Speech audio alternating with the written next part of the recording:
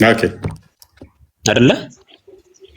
እሺ ከዛ በፊት ጽሁፍ አለ የባይብል አውቶግራፊካሊ አለ ጽሁፍ አለ። ከዛ በፊት ከ3ኛው ከ4ኛው ሴንቸሪ በፊት ያለ ጽሁፍ አለ ወይም የራሳቸው ይሄንኛው የለም የሚል አለ። አንድ ማምጣት ትችላለህ? ይሄ ክፍል ማቴዎስ የጻፈው ስህተት ነው የሚል ስህተት ነው አላልኩም እኮ በምን ማስረጃ ነው የጠየቃለሁ። ስህተት ነው አላለንም። በደንብ አስተውሉ። ስህተት ነው አላለንም። ስህተት ነው ካላልከን መሞገት አትችልም። ስህተት ነው ካልክ ግን ይሄ ክፍል የለም የምትል ከሆነ ክሌም ታደርግና ታመጣለህ ማስረጃ። እኔ እያልኩ ያለሁት ይሄንን ጽሁፍ እውነት ነውም ውሸት ነውም ብዬ እንዴት ልቀበል? ማስረጃ በትክክል እሱ የሆነ ማለት ነው ያቀረብንልህ እኮ እውነት ነው ውሸት ነው ብለህ እርግጠኛ ልሆን? ቆይ እውነት ነው ውሸትም ነው ብለህ ለመቀበል ከተቸገርክ፣ ስህተት ነው ብለህ የምታምን ከሆነ ማስረጃ ማምጣት የሚጠበቅብህ አንተ ነህ። እኛ ግን እውነት ለመሆኑ አመጣንልህ። አሁን ያንተ ድርሻ ይሆናል ማለት ነው። ምን ነበር ጠየቀኝ? አንተ እኮ ምን ነበር ጠየቀኝ? ይሄኛውን ጽሁፍ ኢየሱስ ክርስቶስ እንደዚህ ብሎ መናገሩን አንተ ለምን አታምንም አልከኝ። እንደዚህ ብሎ ለመናገሩ በምን እርግጠኛ ሆናለሁ ስለ ደግሞ የማቴዎስ ወንጌልን አመጣህልኝ። ማቴዎስ እንደዚህ ብሎ መጻፉን በምን አውቃለሁ? ከራሱ ጽሁፍ ታሳየኛለህ ወይ ነው? ተቃርኖ የለም እያልኩ ነው። እኔ ደግሞ በዚህ ጉዳይ ላይ ተቃርኖ የለም እያልኩ ነው እኮ የሚስማሙ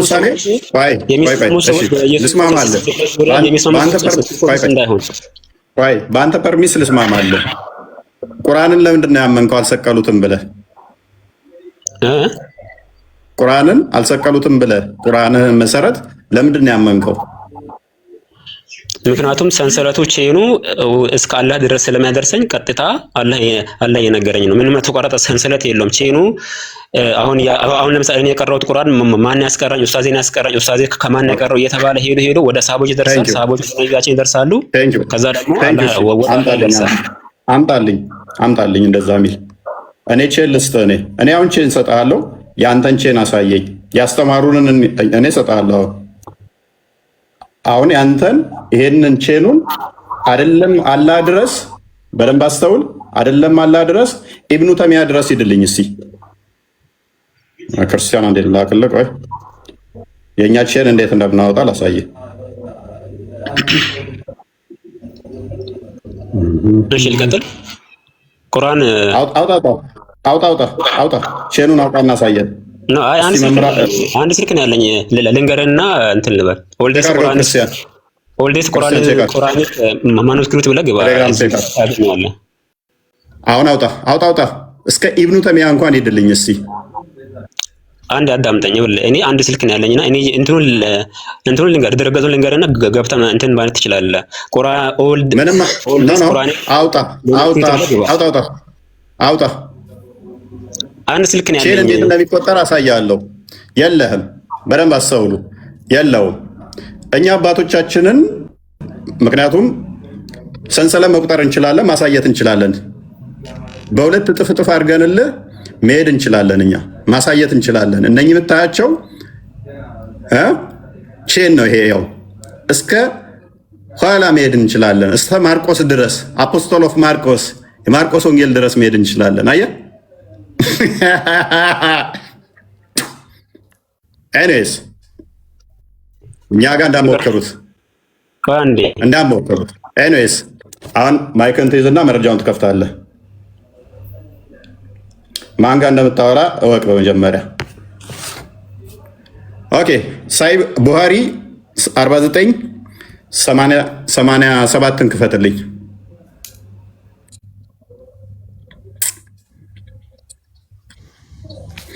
ላውራት አድርገኛለህ። ማውራት አልችልም። ማስረጃ አሁን ማስረጃ ታመጣለህ። የመጀመሪያው ቁርአን ወገኖቼ ተቃጥሏል። ሎክ ፍየል የበላው ነው። ፍየል የበላው ላይ አለ፣ የጠፋ አለ፣ የተቃጠለ አለ። ኡስማን ምን አደረገው ይላል። አንብብ፣ ክርስቲያን አንብበው። ራሳቸው የመጀመሪያ የሃይማኖት መጽሐፍቶቻቸውን ያቃጠሉ ያወደሙ ሙስሊሞች ናቸው። አንብበው። አሁን እኛን እዛ ላይ ቅድም እስከ ማርቆስ ድረስ ሰንሰለቱን አሳያችሁ አይደለ? ከማርቆስ ወንጌል ላይ ሰጣችኋለሁኝ። ክርስቶስ እንደተሰቀለ የተናገረበትን ሰንሰለት ነው የምፈልገው አይደል? ቀጥል።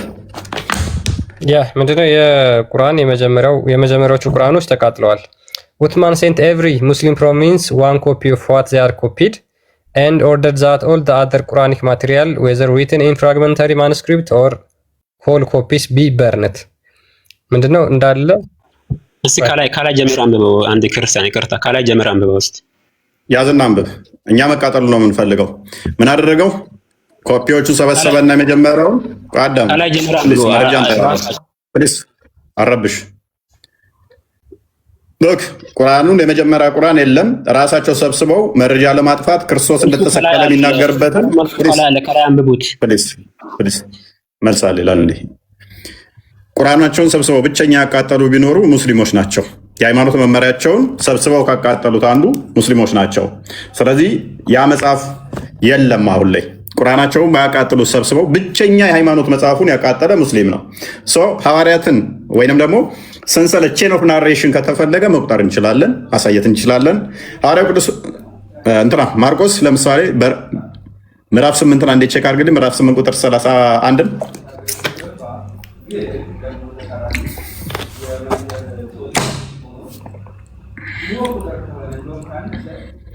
የሰው ልጅ መከራ ሊቀበል ከሽማግሌዎችም ከካህናትም አለቆች ከጸሐፍቶችም ሊጣል ሊገደልም ከሶስት ቀንም በኋላ ሊነሳ እንዲገባው ያስተምራቸው ጀመር። ቃሉንም ገልጾ ይናገር ነበረ። ጴጥሮስ ወደ እርሱ ወስዶ ይገስጸው ጀመር። ማቴዎስ መጽሐፉን በምን እናውቃለን? አሁን ማርቆስ መሰከረልን። እዛ ጋ ማቴዎስ ምን ብሎ ጻፈ? እዛ ጋ ክርስቶስ ሰቀላለሁ ሞታለሁ ሲል ጴጥሮስ ምን ይል ጀመር? ተው አይሁንብህ ይቅርብህ ሲል ነበር እዛ ጋ። እዚህ ጋር ደግሞ ማርቆስ ደግሞ ምን ብለው ነገረን? ክርስቶስ እንደሚሰቀል እንደዚህ ነገረንና ጴጥሮስ ተው እያለው ነበር ብሎ ማርቆስ ነገረን። ማርቆስ ደግሞ የማን ተማሪ ነው? የጴጥሮስ ተማሪ ነው። አንደኛ ጴጥሮስ ምዕራፍ 5 አንዴ ቼክ አድርግልኝ፣ ቁጥር መጨረሻ አካባቢ ላይ ተማሪው ነው። ጴጥሮስ ደግሞ ለማርቆስ ይመሰክርለታል። ኦኬ ከቤት እንዳወጣችሁ በቃ እሱ አካባቢ ነው መልሰው መጨረሻ አካባቢ በቃ ኦኬ። ከእናንተ ጋር ተመርጣ ባቢሎን ያለች ቤተክርስቲያን ልጄ ማርቆስ ሰላምታ ያቀርብላችኋል። ልጄ ማርቆስ ሰላምታ ያቀርብላችኋል። አንዳቸው ለአንዳቸው በዛ እንደነበሩ ለመጻፋቸው ምስክር ይሆናሉ። አያችሁ፣ ሰንሰለት ማለት ይሄ ነው። ዝም ብሎ ሰንበዲ መጥቶ ከጊዜ በኋላ ሙፈሲር ተብሎ እንደነ ኢብኑ ተሚያ እንደነ ኢብን ከሲር ዝም ብሎ ብድግ ብሎ የሚተረተረው ተረት አይደለም። እነኚህ እነማን ናቸው? ጌታ የመረጣቸው ደቀ መዝሙርቶቹ ናቸው። ጴጥሮስ የጌታ ደቀ መዝሙር ነው። ማርቆስ ከ12ቱ የጌታ ደቀ መዝሙር አንዱ ባይሆንም የጴጥሮስ ተማሪ ነው። አንዳቸው ለአንዳቸው እንዲመሰክራሉ። አያችሁ፣ ሰንሰለት ማለት ይሄ ነው። ታዲያስ ቀጥሉ። እንደዚህ አይነት ነገር ውስጥ ከገቡ እኮ ጭራሽ እነሱ መወጣት የማይችሉበት ችግር ውስጥ ነው የሚገቡትና በጣም አስቸጋሪ ነው የነሱ። ቁርአን አንድም ነገር ባልተናገረበት ትንፍሽ ባላለበት ነገር ሙስሊሞቹ ጭንቅላታቸውን ይጠቀማሉ። ጎበዝ ናቸው። ከመሐመድ ይሻላሉ፣ ከቁርአን ይሻላሉ። ጭንቅላታቸውን ለመጠቀም ይሞክራሉ። ጥያቄው ጥሩ ነው እንደ ጥያቄ፣ ግን የነሱ ሃይማኖት የሚቀበርበት ነው የሚሆነው ማለት ነው። ትንሽ አስቸጋሪ የሚያደርገው ያ ነው። ስለ ክርስቶስ ስቅለት ከኢንተርናል ኤቪደንስም ኤክስተርናል ኤቪደንስም በጣም እጅግ በጣም በርካታ ማስረጃዎችን አምጥቶ ማሳየት ይቻላል። በብሉይ ኪዳን ክርስቶስ ኢየሱስ እንደሚሰቀል ለምሳሌ ትንቢት ተነግረውለታል። ነቢያቶች ትንቢት ተናግረዋል። ክርስቶስ መከራ እንደሚቀበል፣ እንደሚሰቀል፣ እንደሚሞት፣ እንደሚነሳ፣ እንደሚያርግ ትንቢት ተናግረዋል ነቢያቶች። ለምሳሌ እነ ዳዊት፣ ለምሳሌ እነ ኢሳያስ፣ እነዚህ ሁሉ ተናግረዋል። እነ ዳንኤል ተናግረዋል። ስለዚህ በብዙ ነቢያቶች ትምህርት የጸና ከዛ በኋላ ደግሞ በሐዋርያቶች የተረጋገጠ እነዚህ ትምህርቶች ናቸው የክርስትና መሰረቶች።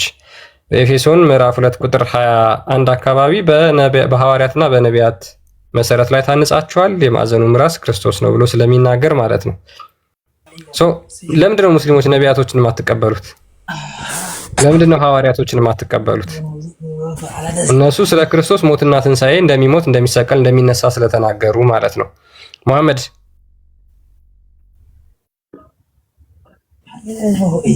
ወይ መሐመድ ሰላም ነው አለን እግዚአብሔር ይመስገን። ይደውላሉ። ቆይ አሁን ነገ እንትን ካልኩኝ ታች ሊሆን መሰለኝ። ኦኬ መመለስ ይመቻል። መመለስ የምትችል ከሆነ ጥያቄ ነበረን።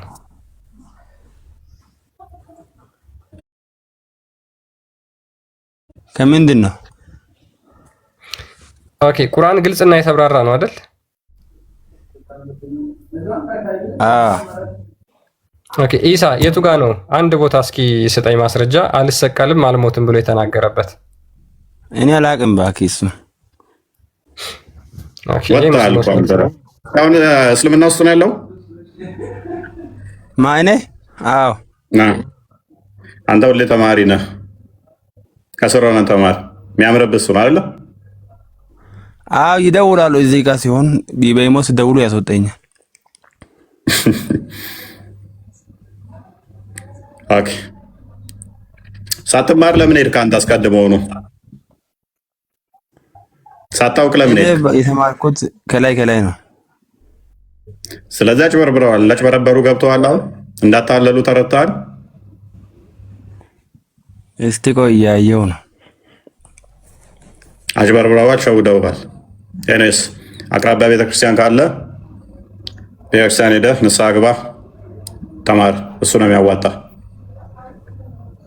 ሌላ የምፈልገው ነገር አለ? አረ የለም።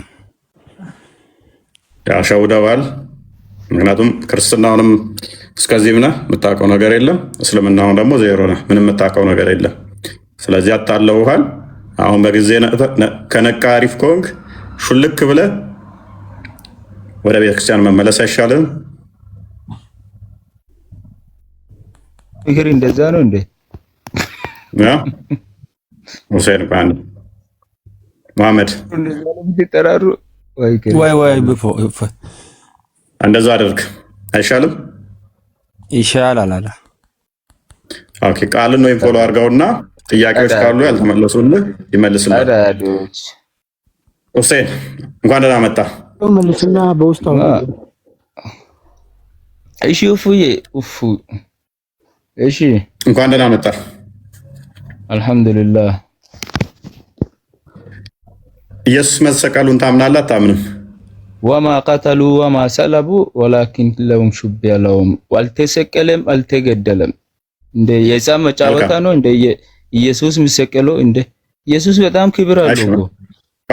ቆይ እሱ የፈጠረ ፈጣሪ ለመጫወት ተረጋጋ። አላህ መጫወቻ ሆነ ነው እንደ ጭቃ ሲያቦካ የኖረው እናንተን የፈጠረ በጭቃ አላህ መጫወቻ ሆኖ ነው ከሌሊቱ ለኢየሱስ ጠየቀኝ አይደል? አዳምጥ አትጨማለቅ። አላህ መጫወቻ ሆኖ ነው ከሌሊቱ አንድ ሶስተኛ ዱብ ዱብ እያለ ወደ ቅርቢት ሰማይ የሚወርደው። አዳምጥ። አርሽ ላይ ተንጠለጠለው አላህ ክብር ሆኖ ነው። በደንብ አስተውል። ኦኬ በደንብ አስተውል። እስከ ዛሬ ንዴት ይዛሉ እኮ ሰው አልነቃይም እንጂ ተናደ ነው ሁሉ የሚታወራ ንዴት። እንደዛ አይደለም። ኧረ አዳምጥ። ታዳምጠኛለህ? ታዳምጠኛለህ? መልካም። ኢሳ ነብይ ነው እንዴ? ሁሴን ኢሳ ነብይ ነው? ነብይ ነው፣ መልእክተኛ ነው። የጠፉ በጎች ላይ ነው ተላከው። መልካም ኦኬ። ኢሳ ሞቷል አልሞተም? አልሞተም። ኦኬ ተመልሶ ይመጣል። አላህ የፈጠረ አላህ የላከ ነብዮት እንዳለ በህይወት ያለው ኢድሪስ እና ነብይ ኢሳ ነው አለይሂ ሰላቱ ወሰላም። ነገ ይወርዳል። ጀዳል የሚገለው እሱ ነው። ቤቱል መቅደስ ፊት ለፊት ልጆቹ ይወርዳል። ሚካኤል ከነ ልጆቹ ይላል እንዴ? ልጆቹን ዞ ትዳር መስርቶ ተማን ጋር ተጋብቶ ነው ልጆቹን መስርቶ። አዳምጠኝ አንተ። የት እንደሚወርድ ከእናንተ በላይ እናውቃለን እኮ ነብይ እሱ።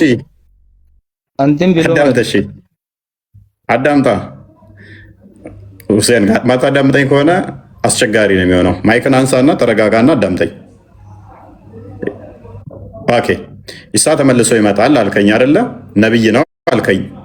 ከኢሳ በኋላ የሚመጣ ነብይ አለ የለም? ሙሐመድ ረሱሉላህ የመጣ ባይ ከኢሳ በኋላ ተመልሶ ሞት ነብይ ሙሐመድ አለይሂ ሰላም ፕሊስ ኢሳ በህይወት አለ አይደለ? አለ በህይወት የፈጠረ ፈጣሪ ነው ማለት ነው። ኦኬ ኢሳ ተመልሶ ይመጣል አይደለ? አዎ ይመጣል። የሚመጣም ተናግሯል። ኦኬ ኢሳ ከመጣ በኋላ ከኢሳ በኋላ የሚመጣ ነብይ ሌላ አለ? የለም፣ አኹር ዘማን ነው። ስለዚህ ኢሳ ነብይ ነው። ከኢሳ በኋላ የሚመጣ ሌላ ነብይ የለም። የመጨረሻ ነው። ከኢሳ በኋላ አለይሂ ሰላም የመጣ ነብይ ሙሐመድ ነው። ከነብይ ሙሐመድ በኋላ አልጠየኩም። በእናትህ አዳም አትወዛገብ። የኢሳ አልፎ ነብይ ሙሐመድ ተላከ። ኢሳም ተናግሯል እኮ ነብይ ሙሐመድ ረህመቱል ዓለሚን ነብይ ሙሐመድ ዓለም ረህመቱ ነው። ምን ያናደኛል? ኢሳ ተመልሶ ይመጣል አልከኝ፣ ነብይ ነው አልከኝ። ኢሳ ከመጣ በኋላ ሌላ ነብይ ይመጣል ወይ ነው ጥያቄ። ለምን ትልቅ እንደ ፈጣሪ ታደርጋለህ ወይ?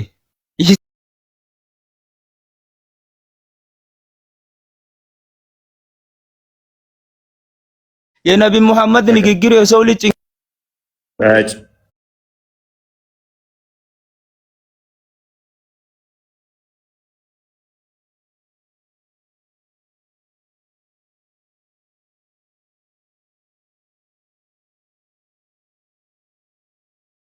ከሰሮ ነው ይማር። ሁሴን እንኳን ደህና መጣ። ሰላም ነው። እንዴት ነህ? ይመስገነው። እንዴት ነህ? ኢሳ የመጨረሻ ነብይ ነው ብለህ ታምናለህ? ኢሳን በደንብ አድርጎ ነብይ ሰው እኮ ነው፣ ሰው ነው። አንተ ነህ እንዴ? ኢሳ ሞቷል አልሞተም? አለ። ማን የሚገለው ሰው ይገለዋል? ኢሳ ሰው ነው አለና ሞቷል እንዴ ለዋለው እንዴ አለ። ማን ነው ሰው ይገለዋል እንዴ? ኢሳን አለ። እሺ ከሰው በላይ ነው አለ ማለት ነው። አይ እናንተ ሌሎች ነቢያቶች የሚገደሉት ምንድን ነበሩ? ነቢያቶችን ትገድላላችሁ ቁርአኑ የሚለው ለካ ኢሳ ነብይ አይደለም ሰው ብቻ አይደለም ማለት ነው። አይ ጌታ ስለምትለው ነው። አንተ ጌታ ስለምትለው ኦኬ። ኢሳ ነብይ ነው አይደለም? ኢሳ ነብይ ነው አይደለም? ተማር። የሁሴንን ተማር፣ በእናትህ ተማር። ተመልሶ ይመጣል አይመጣም? ይመጣል። ሶላት ይሰግዳል መጥቶ መልካም። ደጃልን የሚገል ኢሳ ከመጣ በኋላ ሌላ ነብይ የሚመጣ አለ ከሱ በኋላ? የለም፣ አበቃ። የለም። ኦኬ ኢሳ ነብይ ነው አይደለም? አራት ተማር በእናትህ አንተ ሰው ከጎግል ላይ ተማሩ። ስለምንና በደንብ ተማር አንተ። ነብይ ነው አይደለም? ፕሊስ ነብይ ነው አይደለም? በደንብ ነው እንጂ ነው። ኦኬ ስለዚህ ኢሳ ከመጣ በኋላ ሌላ የሚመጣ የለም። ማለቂያ ነው አይደለ? ወመልቂያማ ነው። ደጃልን ይገላል። ደጃልን የሚገለው እሱ ነው፣ ሰው ስለሆነ። እናንተ ጌታ ምትሩ ሰው ይመጣል ዓመት። ስለዚህ በደንብ አስተውሉ። እናመሰግናለን። ኢሳ የመጨረሻ ነብይ ነው ማለት ነው። መሐመድ የመጨረሻ ነብይ ነው የሚለው ተረት ተረት ነው። ኢሳ ይመጣል ነብይ ነው አለን። ከኢሳ በኋላ ሌላ የሚመጣ ነብይ አለ ወይ ብዬ አልኩት። የለም ማለት ጨረሰ። ኢሳ የመጨረሻ ነብይ ይሆናል እንጂ መሐመድ የመጨረሻው ነብይ አይደለም። የነቢያት መደምደሚያ የመጨረሻ ነብይ የሚለውን ተረት ተረት መስጊድ ላይ ስቀሉት፣ መስጊድ ላይ ስቀሉት ማለት ነው። ጌታ አይደለም። ኤኒዌይስ ፕሊስ አዳምጣ፣ ተረጋጋ። ተስገባ ያቦ ማልታቴ ነገያን ቀብዱይ ሩማን ውጣ ከዚህ አንተ ሁልጊዜ ሄዳ ትጃጃል። ውጣ አቦ ከስሩ ነው አይደል? ኤኒዌይስ ቀጥርሽ። አሁን እኮ ምን እንደሚያስተምሯቸው ሙስሊሞች በጣም ማወቅ አስቸጋሪ እየሆነ ነው እውነት ለመናገር። እስኪ ማሂር አለ? ማሂር ረጅም ሰዓት ፖዝ እየሆንክ ስለሆነ ወይ ላስወጣህ ነው ወይ አውራ። ማሂር ያ እንግዲህ ምንድነው ሙስሊሞች አህያ ለመግዛት የሁለት ምስክርነቶችን መጠየቅ እንዳለባቸው ቁርአን ይናገራል። በሽያጭ ሲዋዋሉ ሁለትና ከዚያ በላይ ምስክሮች፣ ሴት ልጅ ደግሞ ዝሙት ስትሰራ 4 ምስክር እንደሚያስፈልጋት ይናገራል። ኢሳ ተሰቀለ አልተሰቀለ የሚለው ምስክርነት ደግሞ እስልምና ያለው በአንድ ግለሰብ ላይ ብቻ ነው። ለዛውም ማንበብ የማይችል መጻፍ የማይችል የቀድሞ ነቢያቶችን የማያውቅ ቅዱሳን መጻሕፍትን የማያውቅ ነብይ ማለት ነው። ሙሐመድ ያውቃል የምትሉ ከሆነ መግባት ትችላላችሁ ሙስሊሞች። ሉክ በ6ኛው ክፍለ ዘመን አረቢያ ምድር ውስጥ ጣዖት አምልኮ በተንሰራፋበትና በተስፋፋበት ቦታ ላይ ተወልዶ ስለ ነቢያቶች ምንም በማያውቁ ቤተሰቦች አድጎ እናቱም ጣዖት አምላኪ፣ አባቱ ጣዖት አምላኪ፣ አጎቶቹ ጣዖት አምላኪ፣ እህት ወንድሞቹ ጣዖት አምላኪ፣ ለጣዖት ሊሰዉ የነበሩ ሰዎች ነበሩ። ስለዚህ በእነዚህ አይነት ማህበረሰብ ውስጥ ተወለደና ከዛ በኋላ በ610 አካባቢ ማለት ነው ነብይ ሆነ ተባለ። ምንም የሚያውቀው ነገር የለም ስለ መጽሐፍ። ከዛ አልተሰቀለም ምናምን የሚል አዲስ የሆነ ዶክትሪን ይዞ መጣ ማለት ነው። ሶ እኛ ደግሞ ከዛ በፊት የክርስቶስ ኢየሱስን ስቅለት እጅግ በጣም በርካታ ሐዋርያት ተናግረዋል። ነቢያቶች እንኳን ትንቢት ተናግረዋል። ክርስቶስ ደግሞ ከመሰቀሉ በፊት እጅግ በጣም በርካታ ቦታዎች ላይ ደጋግሞ ነው የተናገረው። ለምሳሌ ለአብነት ከማቴዎስ ወንጌል ብቻ ስንቴ እንደተናገረ እንኳን ላሳያችሁ በሚገርም ሁኔታ ማለት ነው። የማቴዎስ ወንጌል ምዕራፍ 16 ጀምሮ ብታነቡት ታገኟቸዋላችሁና የማቴዎስ ወንጌልን ብቻ ላሳያችሁ። ምን ይላል? ማቴዎስ ምዕራፍ 16 ቁጥር 21 ጀምሮ ከዚያ ቀን ጀምሮ ኢየሱስ ወደ ኢየሩሳሌም ይሄድ ዘንድ ከሽማግሌዎችና ከካህናት አለቆች ከጻፎችም ብዙ መከራ ይቀበልና ይገደል ዘንድ በሶስተኛውም ቀን ይነሳ ዘንድ እንዲገባው ለደቀ መዛሙርቱ ይገልጥላቸው ጀመር። ለ12ቱ ሐዋርያት ክርስቶስ ኢየሱስ እንደሚሞት እንደሚሰቀል ይሄንን በጣም በተደጋጋሚ መናገር ጀመረ። እዛው ምዕራፍ 17 የማቴዎስ ወንጌል ቁጥር 22 ላይ ደግሞ ምን ይላል? በገሊላም ሲመላለሱ ኢየሱስ የሰው ልጅ በሰዎች እጅ አልፎ ይሰጥ ዘንድ አለው፣ ይገድሉትማል፣ በሶስተኛው ቀን ይነሳል አላቸው። እጅግም አዘኑ ብሎ ይናገራል። ስለዚህ ሐዋርያቶች ክርስቶስ እንደሚሞት እንደሚሰቀል ሲነግራቸው ያዝኑ ነበር። የሚነግራቸው እንኳን ደጋግሞ ነበረ። እጅግ በጣም በርካታ ጊዜ ነግሯቸዋል። ብዙ ቦታ ላይ አለ። የቁጥር 20 ምዕራፍ 25 ጀምሮ ያለውን ደግሞ ላሳያችሁ። ያ ምዕራፍ 26 ቁጥር 2 ላይ ምን ይላል? ከሁለት ቀን በኋላ ፋሲካ እንዲሆን ታውቃላችሁ፣ የሰው ልጅም ሊሰቀልና አልፎ ይሰጣል ብሎ ይነግራቸዋል። በዚያ ጊዜ የካህናት አለቆች በሕዝቡ ሽማግሌዎች ቀያፋ የሚባለው በሊቀ ካህናት ግቢ ውስጥ ተሰበሰቡ። ሉክ ይሄ ማቴዎስ ብቻ የዘገበው ነው። ስለ ክርስቶስ ስቅለት ማቴዎስ ብቻ የመዘገበው ነው። ማርቆስ ከዚህ ባልተናነሰ፣ ዮሐንስ፣ ሉቃስ ከዚህ ባልተናነሰ ክርስቶስ እንደሚሰቀል ገና የወደፊቱን ፎርቶልድ እያደረጋቸው ነው፣ እየነገራቸው ነው ማለት ነው። ለምንድን ነው ይህን የማትቀበሉት? እኔ ከሙሐመድ በፊት እንደዚህ ኮንፈርምድ የሆነ የተረጋገጠ ሐዋርያቶቹ ከእሱ ጋር የነበሩት ሉክ አሁን ይሄ ማቴዎስ ማን ነው ዮሐንስ ማን ነው ካል የአንደኛ ዮሐንስ መልእክት የሐዋርያ ዮሐንስ ጸሐፊ ምን ብሎ ይናገራል? ስለ ሕይወት ቃል ከመጀመሪያው የነበረውንና ይላል የሰማነውን በዓይኖቻችንም ያየነውን የተመለከትነውንም እጆቻችን የዳሰሱትን እናወራላችኋለን። ሉክ ከመጀመሪያው የነበረውን የሰሙትን በዓይናቸው ያዩትን የተመለከቱትን በእጆቻቸው የዳሰሱትን እናወራላችኋለን። ሕይወት ተገልጣ አይተንማል እንመሰክርማለን።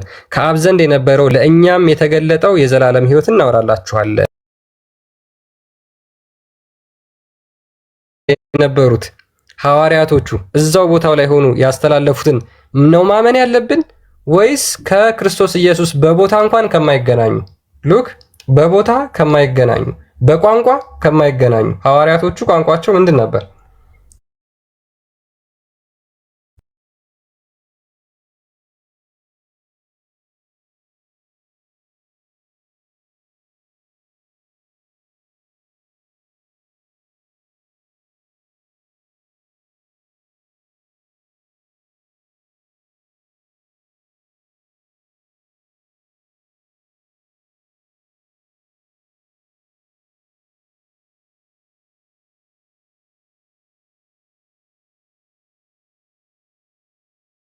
ሐሰተኛ አጭበርባሪ ነበር ይላል መጽሐፍ ቅዱስ።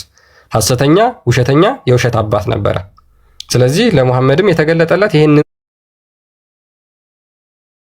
ሐዋርያቶች ያዩትን ክዶ ስለሆነ እንትን ያለው ይዞት የመጣው ትምህርት ማለት ነው። ለምንድን ነው የማትቀበሉት? ጀማል መቀጠል ይችላል። ሜቢ ሰላም ነው። እኔ ልቀጥላ። እንዴት ናችሁ? እኔ አልቀበልም የኢየሱስ አልቀበለውም። ባለፈው ይቅርታ አልጠይቅም። ይቅርታ ሰጠኝ ይቆጣ ባለ አሁን ደግሞ ለምን ዘንድ የምገባው? እሺ ተረኛ ማን አለ? ሙስሊም አለ እዚህ ውስጥ?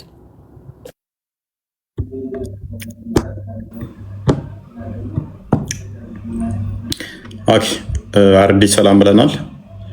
እግዚአብሔር ይመስገን። እንዴት ናችሁ? ሰላም ብያለሁላችሁ ነው።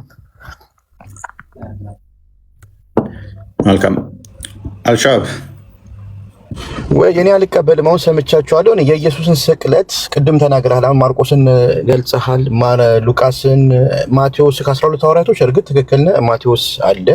ከዛ ውጭ ግን እነዛ ሰዎች የጴጥሮስ ተከታይ ነው ብለሃል። ማርቆስ ግን ጳውሎስን ያመጣቸው እና ለዛ መረጃ እንድትሰጠኝ ይፈልጋሉ። የጴጥሮስን ማርቆስ መማሩን ማለት ለምን በሌላ መጽሐፍ ላይ ጳውሎስን ያመጣቸው ማርቆስና ሉቃስን 12 ሐዋርያቶች ላይ የሉም።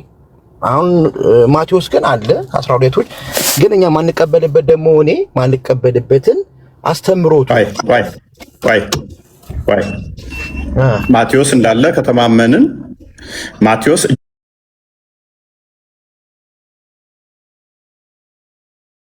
እንደሚሰቀል እንደተናገረ አስቀምጦታል። ለምን ማትቀበል ካዳ ማቴዎስን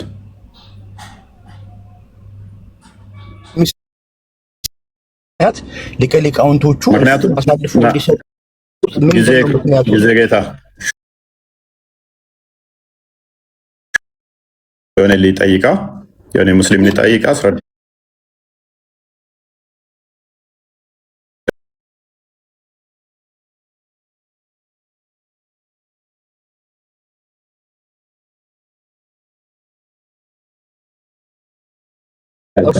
እፎይ አንድ ነገር እንደማመጥ ይኸውልህ። አሁን እኛ ቅድም ማነው ክርስቲያን ሴጣን ምናምን የሚለው እሱን ተሆና የሆነ የሐሳብ ልዩነት አለን። ያን ሐሳብ ልዩነታችንን እዚህ ጋር መተማመን እንችላለን ያለ ትችት ክርስትናን አሁን ቅድም እንዳልከው ኢየሱስ እንዲሰቀል ያደረገው አንድ ሴጣን ነው። ገብቶሃል? የሆነ ሴጣን የሚባል ትልቅ አካል አለ። የአካል ነው በ30 ዲናር የሸጠው ምናምን። ከዛ በፊት ደግሞ ፈትኖታል። አንድ ክርስትና እኔን ማልቀበለው ምክንያት ነው የምነግርህ። እንደ ምክንያት ከጠየቀኝ አንድ ይሄን አልቀበለው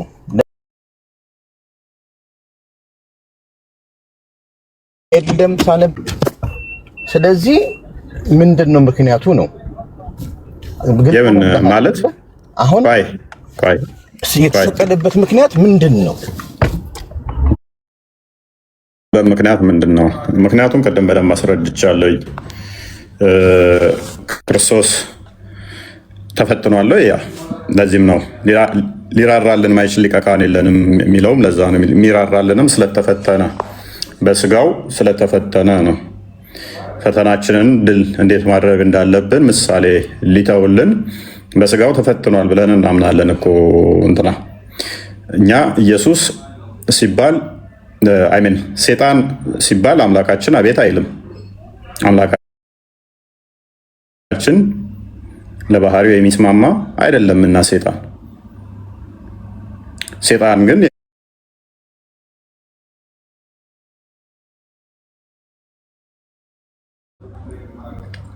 አምጿል። ሜቢ ሱረቱ ሂጅር ላይ ካየ ከቁጥር 39 ጀምሮ አላህና ሴጣን ዲስከስ ያደርጋሉ። ታውቀዋለህ ብዬ አስባለሁ። ጠማማ መንገድ ላይ ቀጥተኛው መንገድ ላይ ቆሞ ሰዎችን ሊያሳስትበት እንደሚችል ታላቅ ጋር ዲስከስ አድርገው እንደተወያዩ ሴጣንና አላህ ታውቃለህ ብዬ አስባለሁ። ክርስቶስ በስጋው ወራት ማቴዎስ ወንጌል ምዕራፍ 4 እና ሉቃስ ወንጌል ምዕራፍ 4 ላይ 40 ቀን 40 ሌሊት ከጾመ በኋላ መንፈስ ወደ ምድረ በዳ እንዳወጣው እንደተፈተነም ያም ያደረገበት ምክንያት አጋንንትን ለማቅረብ ያ አጋንንት በሰው ላይ ነክሶ ስለነበረ ከሰው ላይ ምን ለማድረግ ነው? ያንን ለመስበር ነው፣ ለመምታት ነው።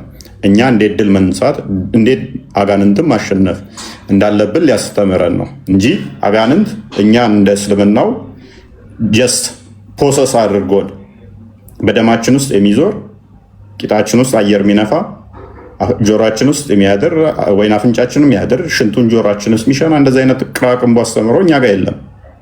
ምክንያቱም እኛ የክርስቶስ ማደሪያ እንጂ የአጋንንት ማደሪያ ስላልሆነ እኮ ያስተምሮ እያስተካከልክ ነው። አስተምሮትን አስተካክለዋል። አዳምጥ፣ ችግር የለውም። በጣም በተረጋጋ ሁኔታ እያወራ ስለሆነ። ስለዚህ ክርስቶስ አጋንንት በፊት የሰው ልጅን ምን ያደርግ ነበር? ያሳስት። እንደገና ደግሞ በሞት ላይ ስልጣን ኖሮት የሰውን ልጅ ምን እያደረገ ነበረ? የበላይ ሆኖ እየመራ ነበረ። ስለዚህ አጋንንትን አቅርቦ እንዴት የዕዳ ደብዳቤያችንን በዮርዳኖስ ያለውንም እንዴት ያንን ማቅረብና ድል ማድረግ እንዳለበት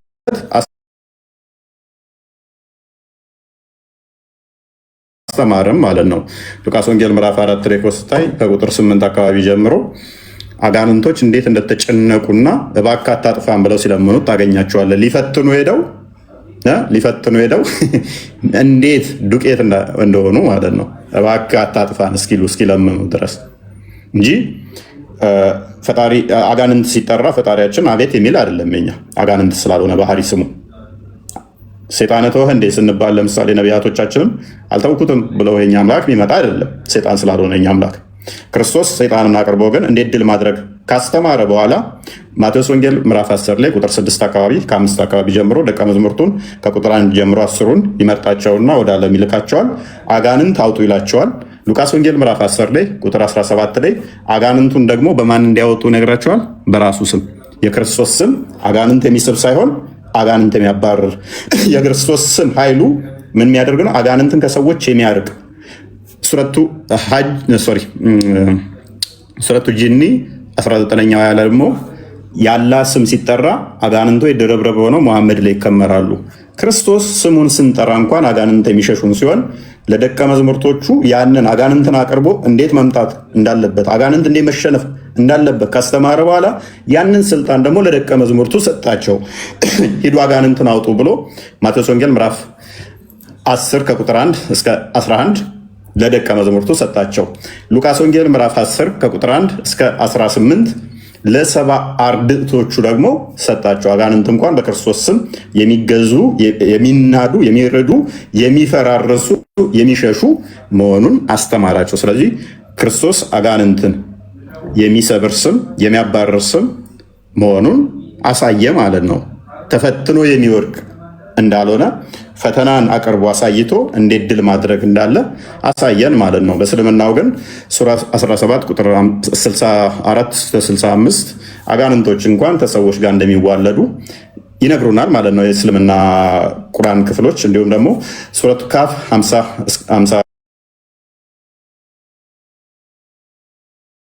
ወሲብ ራሱን አድርጎ እንደሚራባ የሚነግረና እንደዚህ አይነት ተረት ተረት እኛ ጋር የለም። እንደዚህ አይነት አስተምሮ እኛ ጋርም የለም።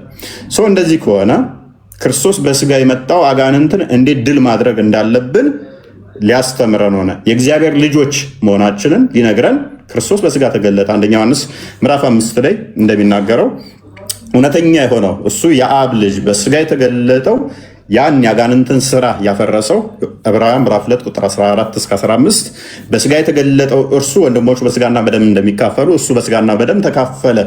ለምን? በሞት ላይ ስልጣን ያለውን ይሄውም ዲያብሎስን ለመሻር ዲያብሎስን እንዴት መሻር እንዳለብን ሊያስተምረን እሱ በደምና በስጋ ተካፈለ ማለት ነው። ስለዚህ ተፈትኖ ፈተናን እንዴት ማሸነፍ እንዳለብን አሳየን ማለት ነው። ሴጣንን እንዴት ድል ማድረግ እንዳለብን አስተማረን ማለት ነው። እኛ አሁን አጋንንት በደማችን ውስጥ የሚዞር አይደለንም። አጋንንት ጆሮአችን ውስጥ የሚሸና አይደለንም። አጋንንት አፍንጫችን ውስጥ የሚያድር አይደለንም። አጋንንት በቂጣችን አየር የሚነፋ አይደለንም። አጋንንት እንደ መሐመድ ያዘኛል እንዳለውም እኛን የሚያዘን አይደለም። ክርስቶስ ይህንን ድል ማድረግ በአጋንንት ላይ አስተማረን ማለት ነው።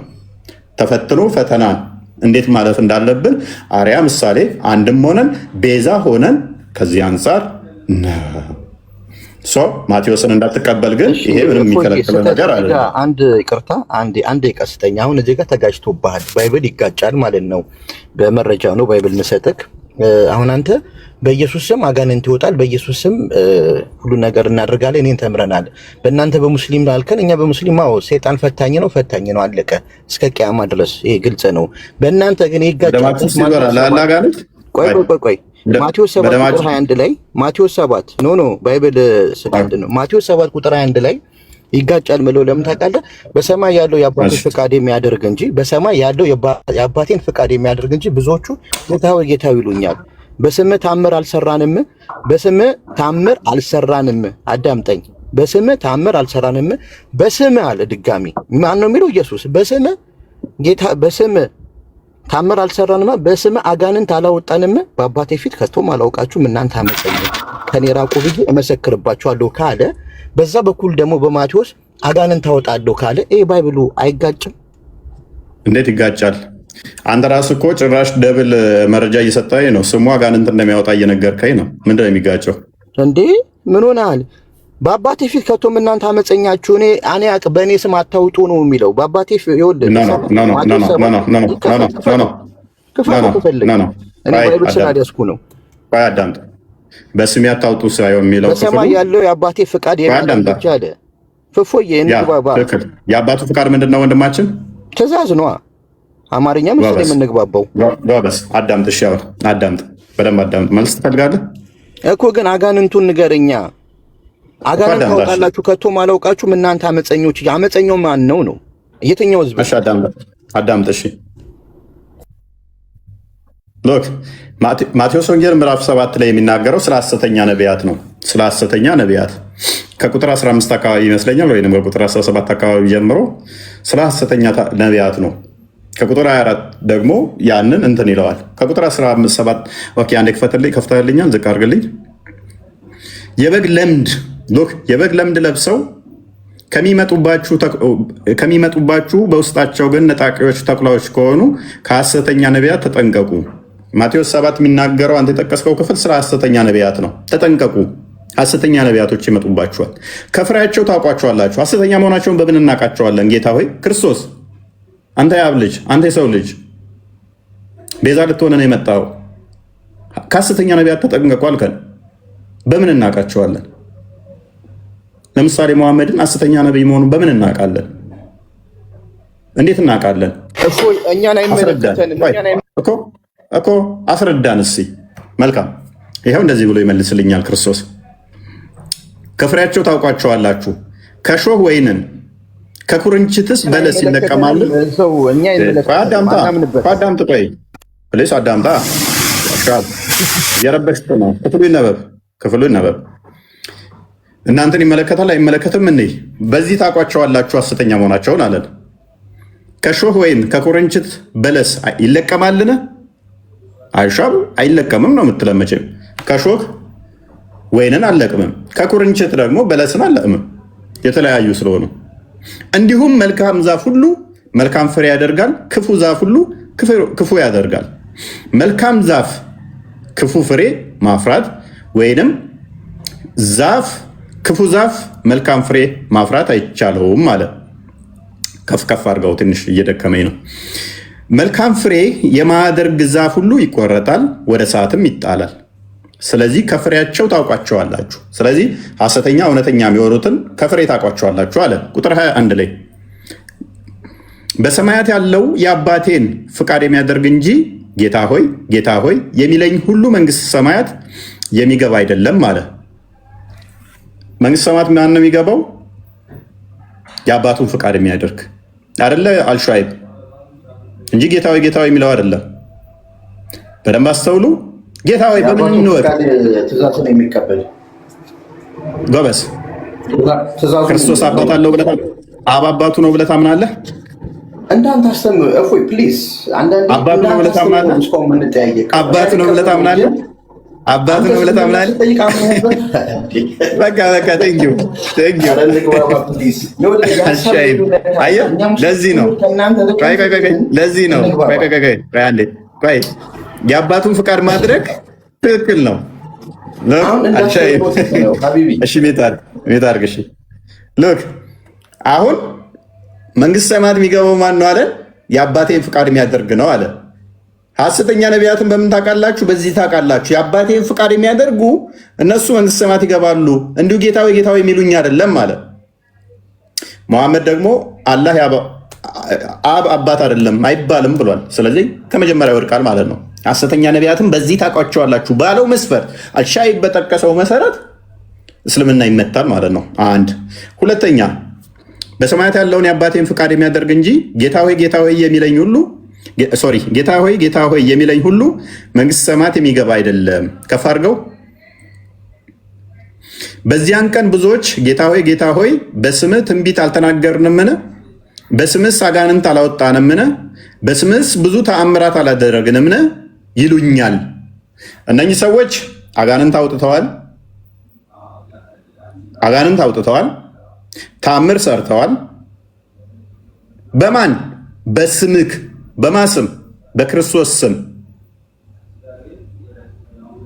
ይሄ ሁሉ ተአምር አድርገዋል። ከፍ አድርገው።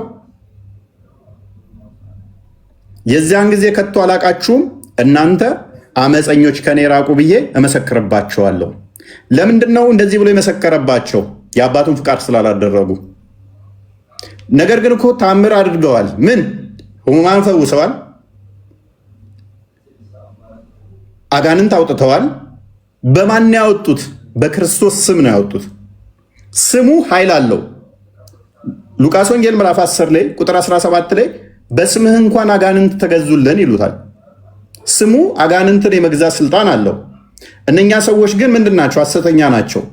በክርስቶስ ስም ያንን ማድረጋቸው ሐሰተኝነታቸውን፣ ሐሰተኛ መሆናቸውን አይታደጋቸውም። የክርስቶስ ስም ግን ኃይል ስላለው አጋንንትን ምን አደረገ? ያስወጣል። በክርስቶስ ስም አጋንንትን አስወጥተዋል። መለስ አድርገው። ነገር ግን እነኚህ የማይድኑበት ምክንያት ምንድን ነው?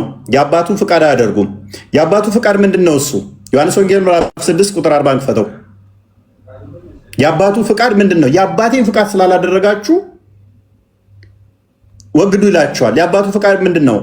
ልጅንም አይቶ በእርሱ የሚያምን ሁሉ የዘላለም ሕይወትን እንዲያገኝ የአባቴ ፍቃድ ይህ ነው።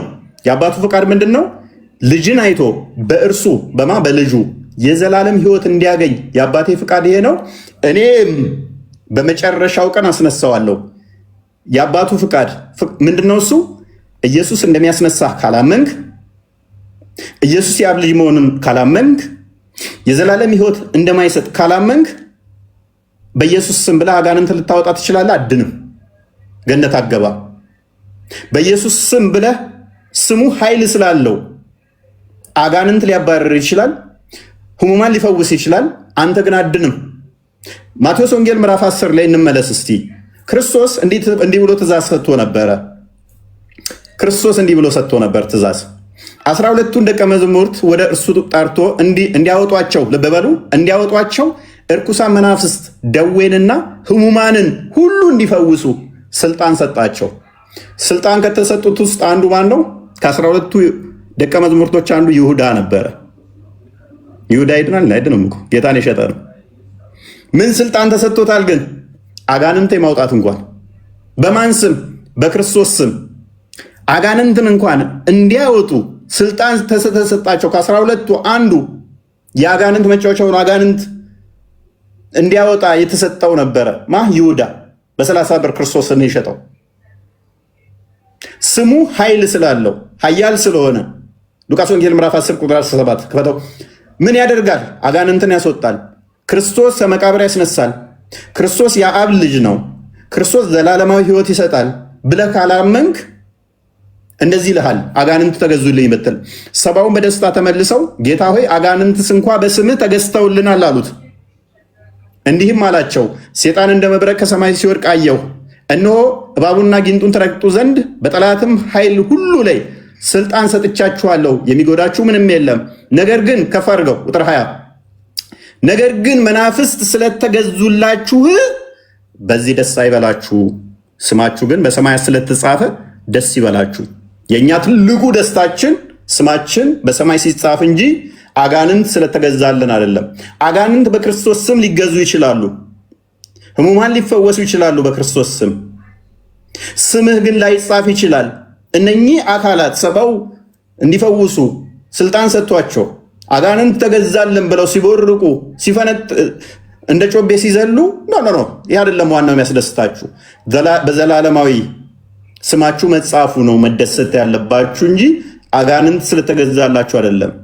አጋንንት እንዲገዛላቸው ከተሰጠው አንዱ ይሁዳ ነበረ።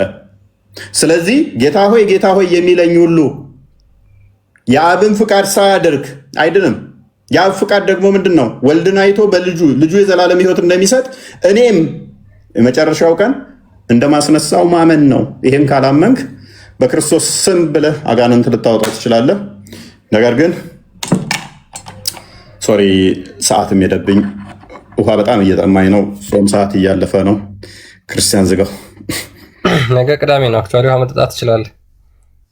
እሺ እፎይ፣ ያው እናመሰግናለን። ደከመህ ውሃ ጠጣ። ግን እኛ ሙስሊሞች አጋንንት እናወጣለን። አሁን ቅድም እስልምና ይመታል ስላልክ እኛ ሙስሊሞች በኢየሱስ ስም አጋንንት እናወጣለን። አውጪውን እስኪ ንገረን፣ የትኛው አካል ነው? አመሰግናለሁ። ኦኬ፣ አንተ በክርስቶስ ስም ታምናለህ አጋንንት እንደሚያስወጣ? ስሙ አጋንንት እንደሚያስወጣ ካመንክ ክርስቶስ ጌታ ነው። ሎክ ጌታ ነው ብለህ ታምናለህ? ክርስቶስ አጋንንት ያስወጣል፣ ስሙ አጋንንት ያስወጣል ብለህ ታምናለህ? አዳምጠኝ። እንደ ሀሳብ እስልምናንን እንደፈለክ ስትረግጠው እኛም እንቀበልን። በቃ አትቀበለውም። እንደፈለክ እያደረክ በራስህ ሀሳብ እንደፈለክ ተወራለህ። ምን እያጠፋው? ጥያቄ ነው የጠየቁህ። እስልምና አትቀበል ሰው ጥያቄ ነው የምጠይቀው። በቃ እንደ ማንኛውም ኖርማል ጥያቄ እየጠየቅኩህ ነው። ስለዚህ እኔን እንዲህ ነው አትበለኝ። አንተ አሁን የጠየቀኝ ጥያቄ ትቀበላለህ? አሁን እኛ ሙስሊሞች አንቀበልም፣ ኢየሱስን አጋንንት እናውጣለን ምናምን ብለን አንቀበልም። የትኛው አካል ነው ጥያቄ? በቃ በግልጽ ንገረኝ። በአባቶቻችሁ እናንተ አመፀኞች ብሏል አይደለ? የትኛው አካል ነው በስሙ አጋንንት የሚያወጣው? በስሙ ታምር የሚያደርገው የትኛው አካል ነው? የትኛው? ጴንጤ ነው? ካቶሊክ ነው? ግልጽ አድርገው። እሺ ሜት አድርገው። አንድ ሜት አድርገው። የትኛው አካል ነው በስሙ በሐሰት አጋንንት የሚያወጣው? ይኸውን ግለሰቦች ላይ መሰረት ያደረገ ይሆናል ማለት ነው። ይህንም ያወጡ በአጋንንት ስም አይምን በክርስቶስ ስም አጋንንትም ያወጡ የሉም ወይ? በጣም ብዙ አሉ። በክርስቶስ ስም የተለያየ ዶግማ ውስጥ ሆነው ያም በክርስቶስ ስም አጋንንትን አወጣው ይላል፣ ያም ይላል ሐሰተኛ ነቢያት እንደሚሆኑ እኛ ምንም ጥርጥር የለብንም። ምንም ጥርጥር የለውም። የክርስቶስ ያዘዘውን አስተምሮ የጣሱ ፍቃዱን ያብን ያላደረጉ እንዲሁ ጌታዊ ጌታዊ እያሉ ነገር ግን ክርስቶስ ስሙ አጋንንት እንደሚያወጣ የሚያምኑ ፍቃዱን ግን ማያምኑ ወይንም ደግሞ ያ ፍቃድ ምን እንደሆነ የአባቱን ፍቃድ የማያደርጉ የአባቱ ፍቃድ ማቴዎስ ወንጌል ምዕራፍ 3 ቁጥር 17 አንዴ ክፈተው። ቁጥር ዮሐንስ ወንጌል ምዕራፍ 6 ላይ እንደተመለከትነው ቁጥር 40 ላይ በልጅ ማመን እንደሆነ ነግሮናል። አባቱ ደግሞ ምን ብሎ ነግሮናል? እነሆ ድምፅ ከሰማያት መጥቶ በእርሱ ደስ የሚለኝ የምወደው ልጄ ይህ ነው ብሎ ነግሮናል። በእርሱ ደስ እንደሚለው ነገረን። በሱ ደስ የሚለው ልጅ ማቴዎስ ወንጌል ምዕራፍ 17 ቁጥር 5 አካባቢ ክፈተው። ልጁ ደስ የሚለው ከሆነ ልጁ ደግሞ የአባቴ ፍቃድ እኔ በእርሱ የእሱ ልጅ እንደሆንኩኝ እናንተም ደግሞ እንድታምኑ መሆኑን ከነገረን እንደዚህ ይላል። እርሱም ገና ሲናገር እነሆ ብሩህ ደመና ጋረዳቸው፣ እነሆም ከደመናው በእርሱ ደስ የሚለኝ የምወደው ልጄ ይህ ነው፣ እርሱን ስሙት የሚል ድምፅ መጣ። ስለዚህ አብ ስለ ልጁ እንዲህ ይመሰክራል፣ ልጁ ደግሞ ስለ አባቱ እንደዛ ይመሰክራል። እንደዛ ከሆነ በደንብ አስተውል። ስለዚህ አንዱ ለአንዱ ከመመሰከረ ወደ አባቱ ሲልክ ልጁ አባቱ ደግሞ ወደ ልጁ ይመልስሃል። ፍቃዱን ማድረግ አለብህ፣ አስተምሮቱን ማድረግ አለብህ። ስሙን ብቻ ይዘህ ትድናለህ ማለት አይደለም። ነገር ግን እነኛ አካላት እነኛ አካላት ስሙ እንደሚያድን አምነው ታጋንንት ይድናሉ። ስሙ እንደሚያድን ሜቢ ይሄ ሐሰተኛው እኮ በክርስቶስ ስም ውጣ አጋንንቱ ሲል እነኛ ተገልጋዮቹ እውነትም የክርስቶስ ስም ያድናል ብለው ስላመኑ እምነታቸው የክርስቶስ ስም ኃያል ስለሆነ ያድናቸዋል። ሰውየው ግን ሌላ ወንጀል ውስጥ አለ። የክርስቶስን ፍቃድ እያደረገ አይደለም። የእግዚአብሔርን ፍቃድ እያደረገ አይደለም። እሱ በኃጢአቱ ይጠየቃል። እነኛ ግን በክርስቶስ ስም ምክንያት ይድናሉ። ስሙ ኃይል ስላለው። ከዛ አንጻር ነው። ቤቢ ሌሎቻችሁ የምጨምሩለት ካለ ቀጥሉ። ረጅም ሰዓት አወራው መሰለኝ። ቶፒካችንን ትንሽ ሽፍት አድርገናል። ዛሬ ብዙ ጥያቄ ያበዛችሁ። ዛሬ ያጠያቁት ጥያቄ ለሙስሊሙም የሚጠቅም ጥያቄ ነው የነገራችሁን። ደስ ይላል። እንደዚህ አምጣ ለምን አልተቀበለውም ላልከኝ ጥያቄ ነው ያመጣሁት እንጂ ጥሩ ነው። ለመሰለ አንዳንዴ ክርስትናንም ሙስሊሙ ማወቁ ጥሩ ነው። እናንተም ደግሞ ሙስሊሙ ማወቅ ጥሩ ነው። ሐሳብ ልዩነት አለን። የሐሳብ ልዩነቱን ወደ አንድነት ለመምጣት ያለ ትችት ያለ ስድብ ገብቷል። እኔ አሁን አልቀበልም እንዳልኩ ነው። አሁን እኔ በጣም ስለሞቀኝ ነው። ሶሪ አልሻይ እንትን በጣም ሞቆኛል፣ አልቦኛል። ረጅም ሰዓት ብዙ በጣም ረጅም አወራሁኝ። ለዛም በቃ ሌላ ሰው ሌላ አልሻብ ስማ አንዴ ስማ፣ ቆይ አንድ ሀሳብ ልጨምርና ከዛ ትቀጥላለህ። ችግር የለውም። ስለዚህ አሁን መጽሐፉ የሚለው እንግዲህ ጌታዊ ጌታዊ የሚለኝ ሁሉ መንግስተ ሰማይ የሚገባ አይደለም ነው። እንግዲህ ስሙን ይዘው ኃይሉን የካዱ ብዙዎች ስላሉ ማለት ነው። ባይዘዌ እስልምና ጋም ስሙን ይዛቸዋል፣ ኃይሉን ግን ክዳቸዋልና የአባቱን ፈቃድ እያደረጋቸው አይደለም። ስለዚህ ጌታዊ ጌታዊ የሚለኝ ሳይሆን የአባቴን ፈቃድ የሚያደርግ ብሎ ተናግሯል። እሱ ነው መንግስተ ሰማያት የሚገባው። ስለዚህ የአባቱ ፈቃድ ምንድነው? ልጅንም አይቶ በክርስቶስ ማመን፣ ከዛ ደግሞ ክርስቶስ ኢየሱስ በመጨረሻው ቀን እንደሚያስነሳውና ህይወት እንደሚሰጠው ማመን ነው። ይሄን ክዳቸዋል። ስሙን ግን በሐሰት ይዛቸዋል። ሐሰተኛ ክርስቶሶች ስለሚል ማለት ነው። ስለዚህ በሐሰት ክርስቶስን ይሳብላችሁ ይዛችሁ ኃይሉን ለካዳችሁም ይመለከታችኋል። እናንተ ነው ቀጥተኛ በጌታ ስም አጋንንት ባታወጡ እንኳን ኃይሉን በመካድና ስሙን በመያዝ ብቻ የክርስቶስን ኃይል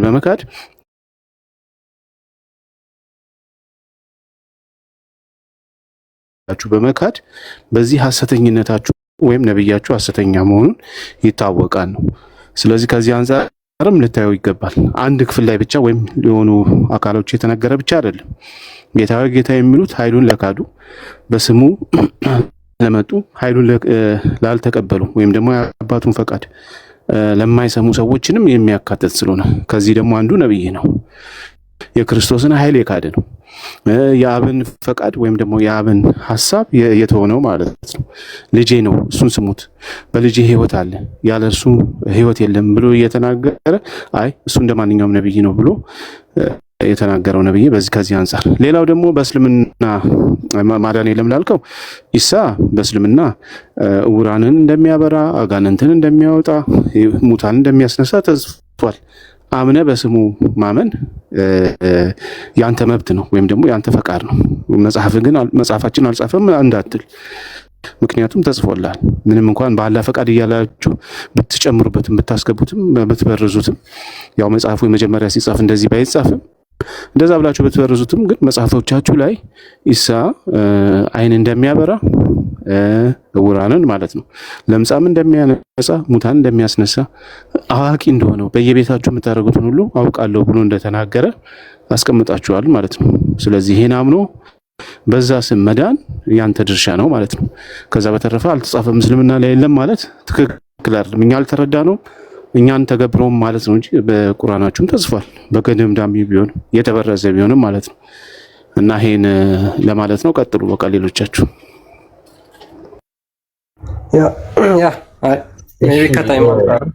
ክርስቲያን አንዴ ቢኒያም ተሳስተሃል። እኔ በመጀመሪያ እንደ እስልምና አስተምሮ ቅድም ብየዋለሁ ለእፎይ የሀሳብ ልዩነት አለ። ያን ሀሳብ ልዩነት ግን ወደ አንድነት ማምጣት ይቻላል።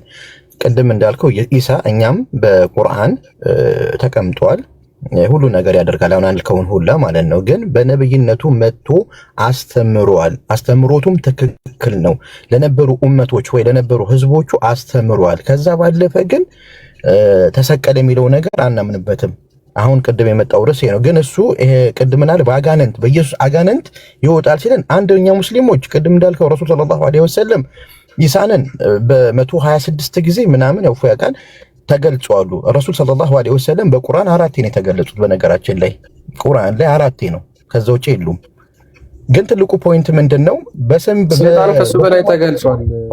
ቆይ አንዴ በሰማይ ያለው የአባቴ ፍቃድ ካለ ፍቃዱን ተቀብለናል። አሁን እኛ ሙስሊሞች በተግባር ፍቃዱን ተቀበሉ። እንደው የሀሳብ ልዩነት አለ። የአማርኛ ያው የቁርአኑን አንተን ሀሳብ አለ ተቀብለን የአባቱ ፍቃድ ምንድነው? ጊዜ የአባቱ ፍቃድ ምንድነው? ትእዛዝን መቀበል፣ ትእዛዝን ማክበር። የአባቴ ፍቃድ ምንድነው? ቆይ የአባቴ ፍቃድ ፕሊዝ መጽሐፉ የሚለውን ብቻ እንበል እኮ ትእዛዝ የአባቴ ፍቃድ ምንድን ነው አለ። የአባቴ ፍቃድ ትእዛዝ ዮሐንስ ወንጌል ምዕራፍ 6 አባት እንዳለው ተቀብሎ ነው። ግን ቆይ አንዴ ነው ክርስትና አሁን ይኸውልህ እኛ የምናወራው እንደ ክርስትና ነው። እኔ ማወራቸው አሻይ መጽሐፉ የሚለውን ብቻ እንበል። እሺ የአባቴ ፍቃድ ምንድን ነው የሚለውን ብናይ አይሻልም? በሰማይ ያለው የአባቴን ፍቃድ ማለት በሰማይ ያለው የአባቴን ፍቃድ የሚያደርግ እንጂ ዮሐንስ ወንጌል ምዕራፍ 6:40 ነው የከፈተው። ቆይ እሺ አንብበው ይሄን ክፍል የአባቱ ፍቃድ ምን እንደሆነ ነው። እሱ ግን አይደለም እኮ አሁን አንተ ቅድም አገናኝ ስላልክ ነው እንጂ እርሳችን አይደለም። ወደ እርሱ ችግር የለውም። እሺ እመጣለሁ አለ። በቃ እንደዛ ከፈልከኝም ችግር የለውም። ኤኒዌይስ አንብበው እስኪ የአባቱ ፍቃድ ምን እንደሆነ። የትኛው ላንብብ? ያው የተከፈተው ትንሽ ዝቅ ከፍ አድርጓ ከመጀመሪያ ጀምሮ ልናንብበው። አውዱን ጠብቀን ዝቅ አድርግለት። አዎ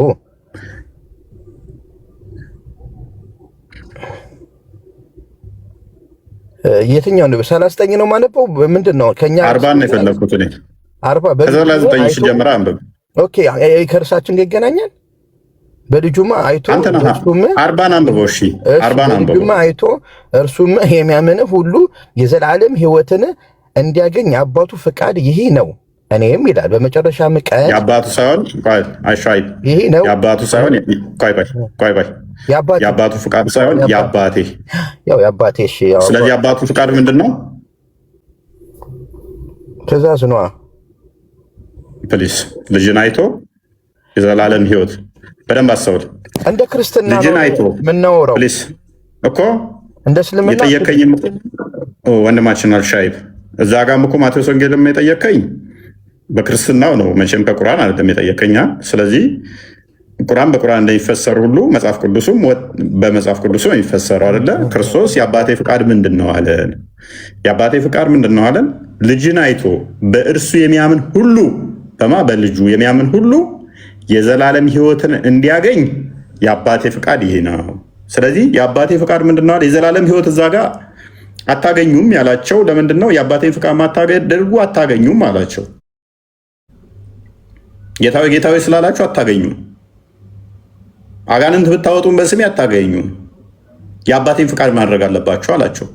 የአባቴ ፍቃድ ምንድን ነው ስንል ደግሞ ልጅን አይቶ በእርሱ የሚያምን ሁሉ ልጁን አይቶ በልጁ ማመን፣ ልጁ ደግሞ የዘላለም ሕይወት እንደሚሰጥ ማመን የአባቱ ፍቃድ ነው።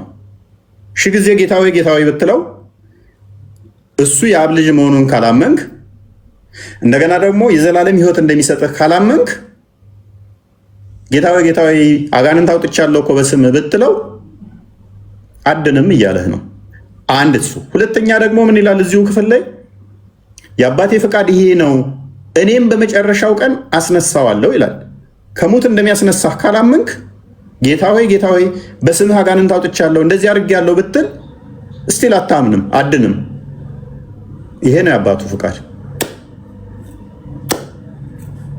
ማለት። ኢየሱስ በእስራኤል ምድር ላይ ሲመጣ አስተማሪ ነው አይደል? እፎይ እንደ ክርስትና አስተምሮ ቅድም የወደቀ ተናግረ ነበር። የተሳሳተ ወደ አርመውናል። ኖ አርመው ልትፈልግ ነው። የአባቱን ፍቃድ እቀበላለሁ ስትል ሰማሁ ልበል ወይስ ተሳሳተ? የአባቱን ፍቃድ እንደ ክርስትና አዳምጠኝ። አሁን እናንተ አንተ የምትቀዳውን ተው። አሁን እንደ እስልምና ተቀበለዋለህ የአባቱን ፍቃድ ክርስትና ነው አይደል? ስላልክ ነው ቅድም ገብቷል። ተሳስተህ ምን ያደርግልህ? ይወደቅ አንዴ እንደማመጥ። ይኸውልህ እኔ አንድ ግለሰብ ነኝ። እስልምናንን የሆነ በሚሊዮን የሚቆጠሩ በሚሊዮን ክርስትና አንተ አትወክልም፣ እኔም አልወክልም። እንደ ሀሳብ ነው የምንወያየው፣ ዲስከስ የምናደርገው። እውቀቱ ትንሽ ገባኝ እኮ የአባቱን ፍቃድ ያልኩበት ምክንያት ስለሰማው ነው። ይኸውልህ ይሄ ነገር የአባቱን ፍቃድ ከዛስ አሁን ቅድም ምን አለኝ? አሁን እፎይ ኢየሱስ አባት እንዳለው ታምናለህ ማለት ነው። አባት እንዳለው ታምናለህ ማለት ነው። ይሄ ሰውዬ ግን አንተ መቼ ነው ግን እቀበላለሁ ስላልክ ወይ ደግሞ ያንን ቃል ክርስትና ነው አስተምሮትህ ነው። አሁን እኛ በቁርአን ልጅ ብለን አናምንም፣ ግን እቀበላለሁ ለምን አልክ? እሺ እኮ እቀበለዋለሁ ስትል እኮ ክርስትና ውስጥ ከተሳይሆን ራሱ ውስጥ ከተኮ ነው። ከተግባባንማ አሁን ወደ አስላት እፎይም ዋይ የሚለው በዛ በኩልም ንጽጽር ላይ ዋይ የሚሉት ስላልተግባባን ነው አይደለም። ብንግባባማ በምን እድላችን አልተግባባንም። ስላልተግባባ ነው። ቅድሙን የተናገርከውን ቃል አሁን ትቀበለዋለህ ወይስ አትቀበለውም? የአባቱን ፍቃድ እንቀበላለን። ብዙ የምቀበላቸው ነገሮች አሉ። ሁሉንም የአባቱን ፍቃድ ትቀበላለህ? በሰማይ ያለው የአባቴን ፍቃድ ካለን ይቀበሏል። እንደኔ አንድ ግለሰብ ማለት ነው። ኦኬ አባት አለው ማለት ነው። አላህ እንደ ክርስትና አስተምሮ ነው ወይ ነው እንደ እስልምና እኮ ነው ይቀበሏል። ነገ ደግሞ እኮ ይሄ ሰውዬ ምን እንደሆነ ታውቃለህ? በጣም ያሳዝነኝ። አሁን ነገ ይቆርጠውና ሌላ ታሪክ ሊሰራ ነው። እኔ አይመለከተኝም። በነገራችን ላይ ግን ጥሩ አስተምሮ ነው መማርስ እኔ አሁን በቃ ፎይ ለነበረ ቆይታ ከልብ አመሰግናለሁ። ግን በፍቅር ፎይ ብታወራ ብዙ ሙስሊሞች መጥተው ዲስከስ ማድረግ ይፈልጋሉ። በፍቅር እንዲህ ነው አሁን እንደ ቃል አይነት ምናምን ትችት ይፈልጋሉ። ወሬም ሳይሆን መማር ይፈልጋሉ። ኖ አይ አሁን እያየውን ይቀዳኛል። ነገ ደግሞ ቆርጦ ነው የሚልክብኝ ስለማቀው ነው። ችግር አለበት ቆርጦና የሚልክብህ እኔ ስለማውቀው ነው። በደንብ አውቀዋለሁ። ስለማንኛውም ሰላም ደሩልኝ። ያላ በቃ ሰላም ደሩ። እሱም በቃ ቻው። በፍቅር ብናወራ ደስ ይለኛል። ሰላም ደሩልኝ። እሺ ቴንክ ዩ። በቃ እና ሰዎች ይብቃን። አይበቃንም። አይ ቲንክ ሰዓትም ሄዷል። ድካምም ስላለ ይብቃ። ፎይ በጣም ቆንጆ ትምህርት ነበር። ብዙ እንደተማራችሁበት ተስፋ እናደርጋለን። ያው እንግዲህ ቆንጆ ርዕስ ነበረ። በነገራችን ላይ በጣም የክርስቶስ ሞትና ትንሣኤ በክርስትና ውስጥ በቃ በምንም ልንደራደር የማንችልበት መሰረታችን ነው። የክርስቶስ ሞትና ትንሣኤ መሰረታችን ነው። ሐዋርያው ጳውሎስ በአንደኛ ቆሮንቶስ መልእክቱ ምዕራፍ 15 ላይ እንደተናገረው ማለት ነው። ክርስቶስ እንደሚሞት አስቀድሞ እንግዲህ ብዙ ምስክርነቶችን ከመጽሐፍ ቅዱስ እሱ ራሱ የተናገራቸው ማለት ነው። ከመሞቱ በፊት ሉክ በዚህ ዓለም ላይ ለምሳሌ አሁን እኔ ኢንጂነር መሆን እፈልጋለሁ ብዬ በልጅነቴ ተመኝቼ ነበር። አሳካውና ኢንጂነር ሆንኩኝ። እዚህ ዓለም ላይ ስትኖሩ የትኛውንም ምኞት ልትመኙ ትችላላችሁ፣ ልታሳኩት ትችላላችሁ። አንድ ሰው ግን ሞቼ እነሳለሁ ብሎ መነሳት የሚችል ዓለም ላይ የለም። ሞቼ በሶስተኛው ቀን እነሳለሁ ብሎ ተናግሮ ያንን ነገር ያደረገ የለም ከጌታችን ከክርስቶስ ኢየሱስ ውጪ። ብዙ ሰዎች ዶክተር እንሆናለን ብለው ዶክተር ሆነዋል፣ ፓይለት እንሆናለን ብለው ፓይለት ሆነዋል። ነገር ግን ከክርስቶስ ኢየሱስ ሞቼ እነሳለሁ ብሎ ለዛውም በራሱ ስልጣን ሉክ በራሱ ስልጣን። እኛ በገዛ ሰውነታችን ላይ ስልጣን የለንም። ስልጣን የፈጣሪያችን ነው። ሉክ የፈጠረን እሱ ያስነሳናል ብለን እናምናለን። እኛ ራሳችንን እናስነሳለን ብለን አናምንም። የሚያስነሳን እሱ ክርስቶስ ነው። ምክንያቱም በእኔ የሚያምን እኔ በመጨረሻው ቀን አስነሳዋለሁ ብሎ ስለተናገረ ማለት ነው። ክርስቶስ ግን ሞታለሁ ነገር ግን በሶስተኛው ቀን እነሳለሁ ብሎ ተናግሯል። ይሄ የክርስትናችን ኮንክሪት የሆነ ትምህርት ነው። ከእስልምናው ጋር በጣም የምንለያይበት ማለት ነው። እንደ ክርስትና እንግዲህ ክርስቶስ የተናገራቸውን ነገሮች በቀጥታ እንቀበላለን የምትሉ ከሆነ ሙስሊሞች ዌልካም ብለን እንጠይቃችኋለን። በፍቅር ወደ ክርስትና እንድትመጡ ማለት ነው። ኤኒዌይስ ደህና አደሩ። ቴንክ ዩ ክርስቲያን።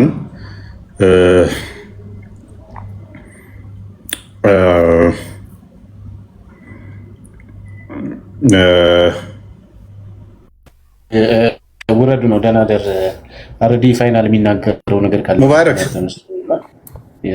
ሰላም ናችሁ? ቆይ ፕሮፋይል ቀይር አላልኩም ነበር አንተ ክርስቲያን ነኝ ብላይ?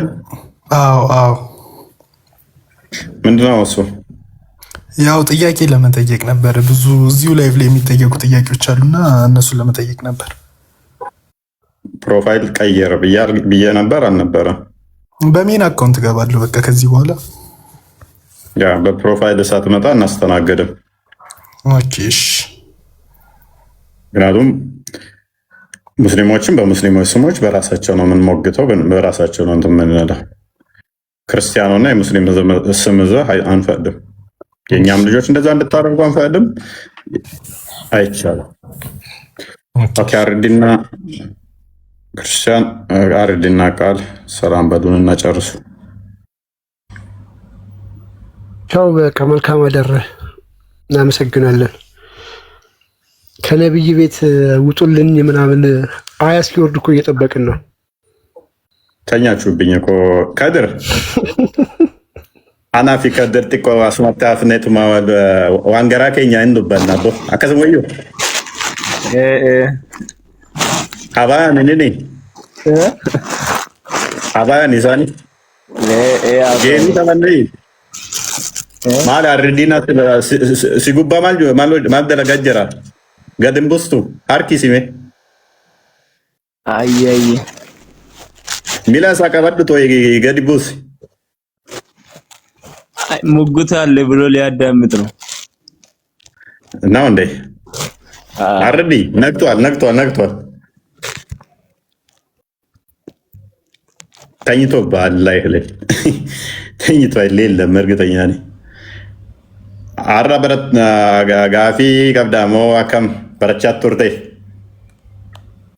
አረ እኔ የማይገባኝ ስለ እንትን ነው፣ ስለ ስላሴ ነው። እኔ ስለ 3% ነው። ስለ እንመጣለን። እስኪ የሆነ ጊዜ ላይ ደግሞ እንገባበታለን። እንደዚህ ተርታ ነው እኛ ጋር ስንገባ አድምተን ነው እየጨረስን የምንሄደው። ይላል ቶርባን ቶኮ አከስ ቀበኔት መተዱሬ ጎኔቲ አየ እጥማፉፍና አከስም ወዩ ስለሱ ብታስተምር አሪፍ ነው። ስላሴ ባይዘ በጣም ቀላል ነው። አንዴ ከገባኝ እኛ አረዳድ በጣም ቀላል ነው። በጣም ቀላል ነው። አንድ ለምደ 3 ስትል ከብዳል እኮ ለዛ ነው። በፍጡር እያሰብክ ነው። በፍጡር ካሰብክ እኮ ይከብዳል። ፈጣሪ ማንንም አይመስልም ካልክ እኮ አንድ የሚለው ራሱ ፈጣሪ አንድ ነው ካልክ እኮ ከፍጡር ጋር መሳሰልከው። አንድም ሶስትም ካልን ግን ሴንስ ይሰጣል። ማንንም አይመስልም የሚለው የኛ ሴንስ ትርጉም ያለው ማለት ነው። አትሊስት ፍጡር አንድም ሶስትም አይደለምና እንዴት አንድም ሶስትም ይሆናል ካልክ እንዴት ብለህ ከጠየቅ በራሱ ትክክል ነው። ለፈጣሪ ይሰራል ማለት ነው። ምክንያቱም ከአንተ በፍጡሩ እሳቤ ሊመጣ አልቻለም። በፍጡሩ ካልኩሌሽን ስትሰራው ማይመጣ ከሆነ ፈጣሪ ማንንም አይመስልም ከምንም ጋር አይመሳሰልም ከተባለ ታይምሮ አይምሮ ኮምፕሬንድ ሊያደርገው ሊያመዛዝነው ሊያገናዝበው ካልቻለ የኛ የስላሴ ኮንሰፕት ትክክል መሆኑን በዛ ትረዳለህ። ዝም ብለህ ዋን እንደ ራሴ አንድ እንደሆንኩት እንደዛ እያሰብክ ከሆነ ግን እሱ አትሊስት አምሳያ ተገኘለት ማለት ነው። እና እናንተ ችግሩ ምንድነው? 1+1+ የሚል ኮንሰፕት እዛችሁ ስለምትንቀሳቀሱ የፍጡርን እሳቤ ይዛችሁ ሙስሊሞች እንደዛ ስለተሰሩ ነው። ፈጣሪ ማንንም የማይመስል ከሆነ አንድም ሶስት የሚለው ለእኛ በደንብ ሴንስ ይሰጣል ማለት ነው። በደንብ ትርጉም ይሰጣል። ምንም ፍጡር እንደዛ ማይሆን ከሆነ ኦልዌይስ ጥያቄያቸው አንድ ሲደመር አንድ እንዴት ሶስት ይሆናል ከሆነ በፍጡር እሳቤ ማይሆን ከሆነ ፈጣሪ ደግሞ ምንም ፍጡር የማይመስል ከሆነ የእኛ ኮንሰፕት ትክክል ነው ማለት ነው። ያው ፍጡር እንደዛ መሆን አይችልም። እኛም እኮ ሶስትም አንድ ነኝ ብዬ እኮ ነው የማምነው እኔ ራሱ ማለት ነው። እኔ ሰው እንደዛ ነው ብዬ ነው የማምነው እኔ። እንዴት ስትለኝ ማሙስ ስጋ ለምሳሌ የአብደላ ላሪና ቂዳ ትቀበላለህ? አረ እኔ የማንንም አቂዳ እኮ አልቀበልም። የአባሾች እንግዲህ አብደላ ላሪ ትልቅ ቦታ ትሰጡታላችሁ። የአንተ ትንሽ ለየት ይላል ከአባሾችን ችግር የኔ እኮ የተለየ መስመር አለ። አብደላ ላሪ ምን እንደሚል አብደላ ላሪ እኮ አላህ አንድ ነው የሚለውንም እኮ በቁጥር አንድ አይረዳም ታውቃለህ። አይቀበልም። እነሱ አላህ አንድ ነው ራሱ ተብሎ አይባልም ብሎ ይላል። አሁን ዋብዮችም ሌሎች አብዛኞቹ አሁን አንድ ነው የሚለውን ሲሉት የቁጥር ታሳቢ ያስበው ነው። አንድ እቺ የምናውቃትን ቁጥር እያሰቡ ነው አይደለ? ቁል አላሁ አሃድ ስትሉ እቺ አንዷን አላህን ቁጥር አንዷን እያሰባችሁ ነው አይደለ? አብደላ ላሪ ይሄን አይቀበልም። ማለትም ይሄ ቁጥሩን አንድ የሚካፈል ስለሆነ እሱ ለፍጡር የሚነገር እንጂ ለፈጣሪ አይነገርም። እኔም አንድ ተብዬ እጠራለሁ እሱም አንድ ከሆነ አላህ አምሳያለሁ ብሎ ስለሚያምን ማለት ነው። አንድ የሚለው ከኔ ጋር ተመሳሰለ፣ ከሌላ ፍጡር ጋርም ከሚቆጠር ጋር አንድ ከሚለው ጋር ተመሰለ። አንድ የሚለው እሱ የቁጥርን ካመጣኸው አይሆንም ብሎ አብደላ ላሪም ይሄንን ያስቀምጠዋል። ስለ ቁጥር በደንብ ማወቅ ያስፈልጋል ማለት ነው። እንደዛ ከሆነ ለፈጣሪ የምንሰጠው ነገር ፈጣሪን በቁጥር የምንወስነው የምናካብበው እና የምናካልለው ካደረግነው አስቸጋሪ ይሆናል። ፈጣሪ እንደኛ እንደዚህ የምቆጥረው ምሰፍረው ምንለካው ነገር ስላልሆነ ማለት ነው። ከባድ እኮ ነው እንደዚህ እግር ምናምን ያለው ደግሞ በተለየ አስቸጋሪ ነው። እግርና እጅ ያለው ከሆነ እነሱ በጣም እንግዲህ እንደምን መገጣጠም ነው። አንተ መንፈስ ምንድነው? ፈጣሪ ምንድነው ብለህ ነው የምታምነው? አንተ ፈጣሪ እኔ መንፈስ በሁሉ ቦታ አለ። በቃ መንፈስ ነው። በቃ ቦታ አይዝም። አንድ ቦታ የሚቀመጥ ሳይሆን በሁሉ ለማ ችግሩ እናንተ ጋር ደግሞ ቃል በቃል ባይኖርም እምነት እንደዛ እምነት ነው እኮ የእምነት ጉዳይ ነው። በቂያማ ደግሞ ኦኬ ይታያል ብላችሁ ታምናለህ? በቂያማ አረ የለም እንደዛ የሚል የለም። አዲሶቹ ምን ታደርጋችኋል? ጨረቃን እንደምታዩት አላህንም ታዩታላችሁ የሚለውን እንትን እኮ ነው። ምን መሰለህ አዲስ እኮ አለመቀበል መፍትሄ እኮ ነው፣ ግዴታ አይደለም። አዲስ እንደዛ ከሆነማ እሺ ግዴታ ካልሆነ ስለዚህ ቁርአን ብቻ በቂ ነው ብለህ ታምናለህ? አዎ እንዴት አዲስ እኮ ግዴታ ተቀበሉ ያለ ቁርአን ላይ አንድ ቦታ እኮ አዲስን የመኑበት። አዲስ እኮ እና አላህ አይተዋወቁም እኮ አያውቁም እኮ አዲስን አላህ I love this word ያ እኔም እንደዛ ነው ማምነው። ቁርአን በግልጽ ሱራ 12 111 ላይ፣ ሱራ 15 1 ላይ፣ ሱራ 16 89 ላይ፣ ሱራ 6 114 ላይ፣ ሱራ 6 115 ላይ ቁርአን ግልጽና የተብራራ ነው። አብራሪ አያስፈልገውም ብሎ ነው የዘጋው። ነገር ግን ከጊዜ በኋላ የመጡ ሙፈሲሮች ሐዲስ ብለው አመጡ እና አይሻ ናቸው እስልምናን የታደጉት ይሉናል። ቡሃሪን እንደዚህ እና ቡሬራ ሁሉም የምትለው ማለት ነው። አለማመን መፍትሄ ነው። አያስወጣም ከእስልምና። እነሱ አወሩ አምላክ አቅም ማለት ነው። እነሱ አወሩም አልተዘዙም እኮ እንደዛ በሉና ለህዝቡ ትእዛዝ አስተላልፉ ያለ አካል የለም። ስለዚህ ኦኬ እንደዛ ከሆነ ችግር የሚሆነበት ምንድነው? ለምሳሌ ኢሳ ተመልሶ ይመጣል ብለህ እንዴት ታምናለህ? የቂያማ ቀን ነው። የቂያማ ቀን ሁሉም ይመጣል እኮ ይነሳል። የሞተ ሁላ ኦኬ ቀድሞ መጥቶ እዚህ 40 ዓመት ይነግሳል። ከዛ ጂዚያን ያስቀራል። ከዛ መስቀል ይሰብራል ምናምን ብለህ ታምናለህ? ወይንስ የቂያማ ቀን ነው ሁሉም አብሮ የሚመጣው? እሱ አረ ሁሉም የቂያማ ቀን ነው። አንድ ላይ ተንሳይ ሁሉም የሚነሳ የቂያማ ቀን ነው እንጂ እንደዛ የሚል ቁርአን ላይ የለም። አይመጣል የሚል እንደዚህ መጥቶ ደጃል የሚል ቁርአን ላይ የለም እኮ። ደጃል አላህን አያውቀውም እኮ አይታወቁም። የመቃብር ቅጣትም የለማ። እንደዛ ከሆነ መቃብር ቅጣትም የለም እኮ። ሽንት ነካችሁ እንደዚህ ቀጣላችሁ የሚል የለም። አረ የምን መቃብር የሚቀጣ አንድ አምላክ ነው፣ አላህ ብቻ ነው። የምን መቃብር ውስጥ አትቀጠቀጥም ሽንት ነክተዋል ተብለህ የለም። እሺ ሰላትንስ እንዴት ትሰግዳለሽ? ሽንት ይነጅሳል፣ ግን እዛ ሽንት ሸና ምን በላ የሚባል ነገር የለም። እዛ ምን በልተህ መጣ እዛ በቃ ሞትክ ትጠየቃለህ፣ ትቀሰቀሳለህ። የቂያማ ቀን ነው በቃ ሁሉም ሰው እንትን የሚለው ማለት ነው። እሱ ተረት ነው፣ አለመቀበል መፍትሄ ነው። ተረት ነው ዋና። ግን አሁን ላይ እምነቱ የተመሰረተው ግን እኮ እዛ ላይ ነው። እንደዛማ ከሆነ ጥቁሩ ድንጋይ ምላስና ይነዞ ይመጣል የሚለውም የለም።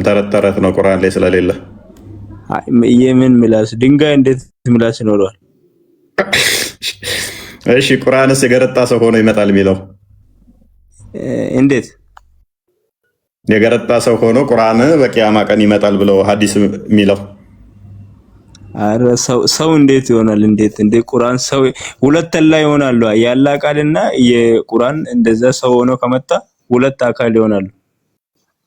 የኛ ሙግት እሱ ላይ ነው። አንድ ያለ አካል ሰው ሆኖ የሚመጣ ከሆነ ሁለት ብቻ ሳይሆን ማአት ሰው እንደ ግሪሳ ሆኖ ይመጣል ነው የሚለው። አረ ከባድ ነው። ይሄማ ይጋጫል። ይሄ መፍረስ አለበት። ይሄ እኮ ይጋጫል። እሺ እንትንስ እንዴት ታምናለህ? ከሌሊቱ 1/3 ይወርዳል የሚለውም የለም ቁርአን ላይ። አረ የለም። የት ነው የሚወርደው? የት በሊፍት ነው? የለም እኮ እንደዛ አይነት ይወርዳል ይወጣ። ጦጣ ነው፣ እንደዚህ አይነት ጦጣ ነው። ይወብያናል ጦጣ አልገው ባለፈው ስትወያያን ነበር ከኡስታዞቹ ጋር ምን ደረሳችሁ ማለት ነው። እዚህ ኢትዮጵያ ይወርዳል፣ እዚህ ከተመለሰ አሜሪካ ይሄዳል። አርሽ ጋር አይሄድም እኮ በቃ እየተመላለሰ ስራ ሆነበት። በቃ ተመላላሽ ሰራተኛ ነው የሚሆነው። ባለፈው ሲያደናንቁህ ነበር እንደ ኡስታዞቹ ምን ደረሳችሁ? አረ እነሱ ያው እንትን ጥያቄያቸውን ቀስ ብዬ እንትን ስላልኳቸው ስለተግባባን ነው። እንትን እነሱ እኮ ምንም አይነት ሰውን እነሱ የሚሉት ስር ከሄድክ በቃ ፈታ ብል ነው የሚሉት። ግን እነሱን ከተቃወምክ ነው በቃ ይሄ ካፊር ነው ይሄ ምን በቃ ስም ይሰጠዋል። ግን እነሱ ከተከተልክ በቃ ያደንቋል ምናምን። ይመቻቸው። ጥሩ አድርገህ እያፈረስክባቸው ነው። ግን አዎ ግባታችን ብቻ እኮ በቃ ብዙ እያናወጥኳቸው ነው። በቃ የለም ሐዲስ የሚል ቁርአን ላይ የለም እና አይታወቅም። ቁርአን ሐዲስም ዋይ ነው የሚል መጣ። አሁን ደግሞ ከሰማይ ነው ሐዲስ ወይ ነው አይደል? ወይ ነው ለሚል ደግሞ የሚያመጡት ማስረጃ ሐዲስ ነው አይደለ? ወይ ከሰማይ ሐዲስ አያስፈልግም እያልከው ሐዲስ ያስፈልጋል ብሎ ሐዲስ ይጠቅስልሃል ማለት ነው። ቁርአን እንደመጥቀስ ሐዲስ ይጠቅስልሃል። ሐዲስ አያስፈልግም ስትለው ኖ ሐዲስ ያስፈልጋል ብሎ ሐዲስ ይጠቅስልሃል። እና ቁርአን ላይ ከራሱ አይናገርም የተባለ ሰው ያ ሰው አልታወቀም። ኢሳ ይሁን ኢብራሂም ይሁን ዩሱፍ ይሁን ማን አልተነገረም እኮ ያ ሰው ከራሱ አያወራም ይላል። ሐዲስን ነው ለማስረጃ ያመጣል። ሱረቱ ነጅም ላይ የሚገኘው ምን የሚለው ነው? አረብኛ ምን የሚለው ነው? አረብኛ ሙሐመድ የሚል የለውም። ሙሐመድ አልተባለም። ነብይ እሱ ብቻ አይደለም። ነብይ ከ25,000 በላይ ተብሎ ነው የሚሉት። ግን ያ ስም ማን እንደሆነ ኢብራሂም ይሁን ዩሱፍ ብዙ ነብያቶች አሉ። ግን ከነሱ ማን እንደሆነ ከራሱ አይናገርም ተብሎ የተገለጸ ሰው ማን ነው የሚል አልተገለጸም እዛ ቦታ። እኔም ሊሆን ይችላል አይታወቅም፣ ወይ ህዝቡም ሊሆን ይችላል። ስለዚህ አንተ ራስህ ነብይ ልትሆን ትችላለህ ማለት ነው። መዲና እንዳትሆን አንተ አይደለም ስሙ አልተገለጸም ነው የሚለው እዛ ጋር ለኛ ትእዛዝ ደምሳሽ እንዳይሆን አንተ ደምሳሽ ከራሴ ያልናገር ምላሴን ምንድነው ገርፎኛል፣ መሐመድ መጥቶ ገርፎኛል ምላሴን ምናገረው ከራሴ አይደለም እያለ ነው። ደምሳሽ ነው ማለት ነው ስሙ ካልተቀሰሰ እዛ ጋር። እሱ ይሄማ የታወቀ ነው። ይሄ ጫወታ ነው፣ ለጊዜው ለመፈመስ ነው እንደዚህ የሚለው። እና አንተን እያሰብከው ይሄ ነገር ለእኔ ተገልጣ ሊሆን ይችላል። መህዲ የሚባል ይመጣል ብላችሁ ታምናላችሁ? ምን መህዲ ነው የሚባለው? ማዲ ምንድን ነው ያላውቀውም። ማዲ ምንድን ነው? ማዲ ነው እንደዚህ የሚባል የሚመጣ ምን የሚመጣ በቃ ትሞታለህ፣ የየውመል ቂያማ ትነሳለህ። ያኔ በቃ ፍርድ ቀን ትቆማለህ፣ በቃ ስራን ትቀበላለህ እንጂ እንደዚህ ትመጣለህ ትወርዳለህ የሚለው እኮ ምናምን የለም እኮ። የት ትወርዳለህ? የለም ማውራድም መውጣትም የለም። ጦጣ ነው የሚወርደው የሚወጣው አልክ። ይመችህ። እዚሁ ነው አፈር የምትሆነው። መውጣት አንተ እኔ ራሱ አልወጣም። እዚህ ከሞት ከአፈር ውስጥ ተበሰብሳለህ። በቃ የት ትወጣለህ? እሱ ደግሞ ወደ ላይ ይመጣና ሲጀመር እኮ አሜሪካ እንትን እያስወነጨፈች ነው ብትበላው። ኧረ ጨረቃ ላይ ልካለች። ከቅርቢቱ ሰማይ በላይ ነው እንደውም ጨረቃ እኮ። ስለዚህ አሁን ጨረቃ ወደ ጨረቃም ሳተላይት አሜሪካ ልካለች። ብትመታው ዛካ እግሩን ብትመታው ያራላ ፎቶ አንሽልን መላት። ጨረቃ ሰማይ ቅርቢቱን ሰማይ አልፋ ነው የምትሄደው እኮ። እሷ ብትመታው አሁን ኩርኩር ልከዋል አሜሪካኖች። ያኔ ቢመቱትስ ነው። አንተ ከባድ ነው ነገር። ጭንቅላት የለው እግሩን ነው የሚመቱት። እግሩ ከተመታ ደግሞ አስበው ጭንቅላት እንኳን ቢኖረው እሺ፣ አንድ እግር ነው ሁለት እግር ነው አልተገለጸም። አንድ እግር ከሆነ መሮጥ አይችልም። ያው ሐዲሱ አንድ እግር ነው የሚለው፣ ግን ኪታቦች ሁለት እግር ብለው አስቀምጠው የሚሉ አሉ።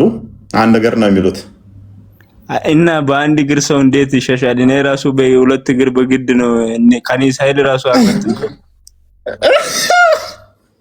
ሚሳኤል እንዴት ነው በሁለት እግር ነው ራሱ ይያለበት ማላ በአንድ እግር እንዴት ነው የሚሸሻው? ጭንቅላት የለውም። ወዲህ አስቸጋሪ ነው። እነሱ አስቸጋሪ ነው የሚሆንባቸው። ለምን እንደዛ የሚያምኑ አካል ካለ ኢትዮጵያ ሲመጣ ወደ ላይ ልክ ተመለሰ። የሆነ አውሮፓ ሀገር ደግሞ ሰዓቱ ይደርስበታል እና እንዴት ወደ ላይ እስራኤል ላይ ይመጣል አይመጣም? ኢራን እና እስራኤል ላይ ይመጣል አይመጣም? እስራኤልማ ውጋል እንዴት ይመጣል?